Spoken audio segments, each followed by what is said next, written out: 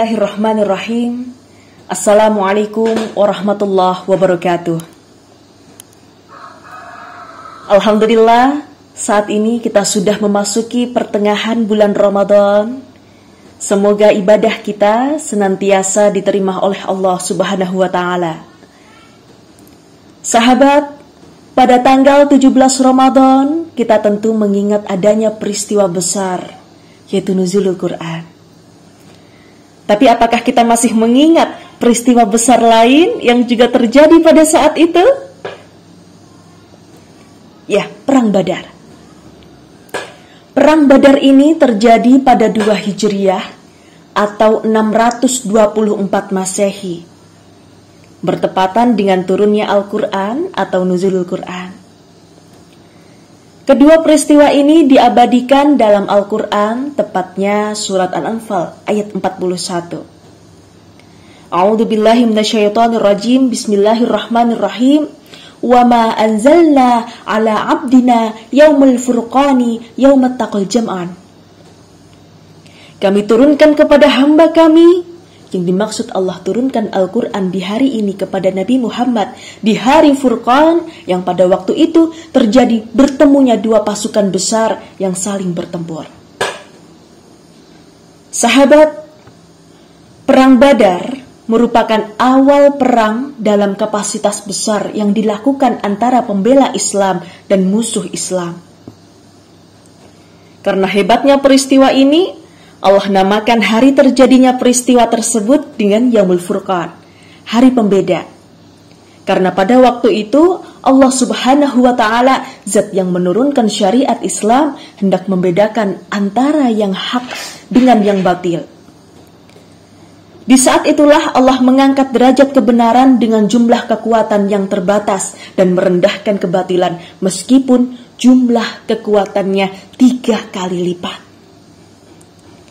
Allah menurunkan pertolongan yang besar bagi kaum muslimin dan memenangkan mereka di atas musuh-musuh Islam.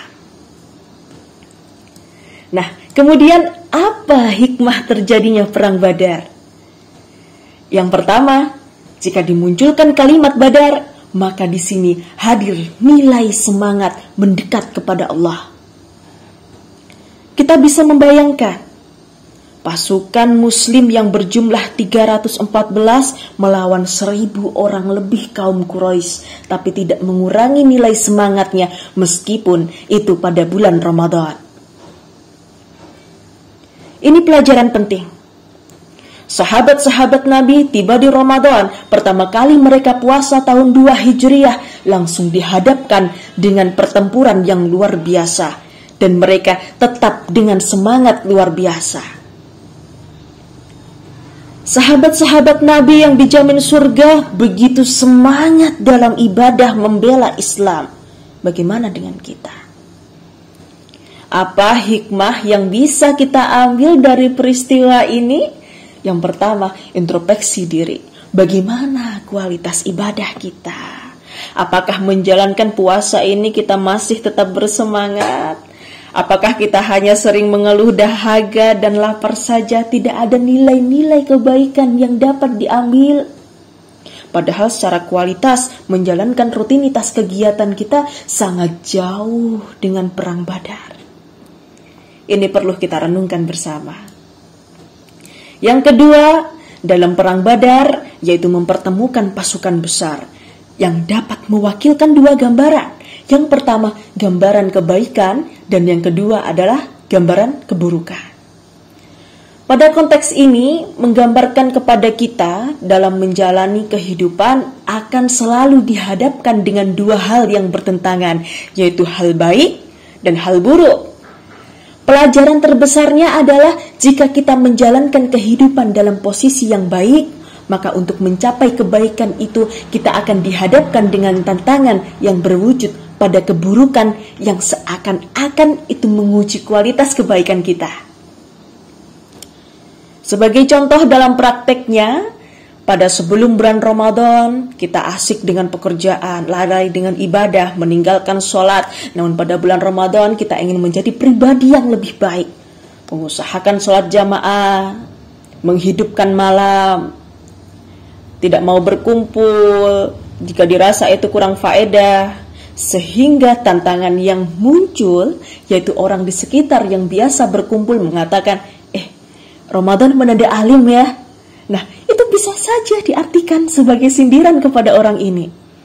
Tetapi dalam kacamata Al-Quran, sesungguhnya itu merupakan kalimat pujian yang dititipkan Allah kepada lisan pencela, bahwa mereka mengakui bahwa Anda telah berubah. Tadi merupakan contoh ketika ingin melakukan kebaikan dihadapkan dengan tantangan. Hal itu juga berlaku sebaliknya.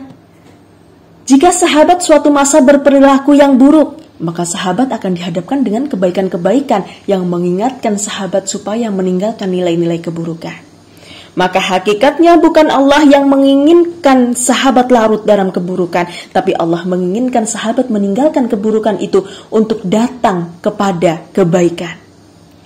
Nabi harus mencontohkan dengan perang Badar untuk mendapatkan kebaikan itu, sedangkan konteksnya kita juga harus selalu berusaha menghadirkan nilai kebaikan saat ditantangkan nilai-nilai keburukan di hadapan kita.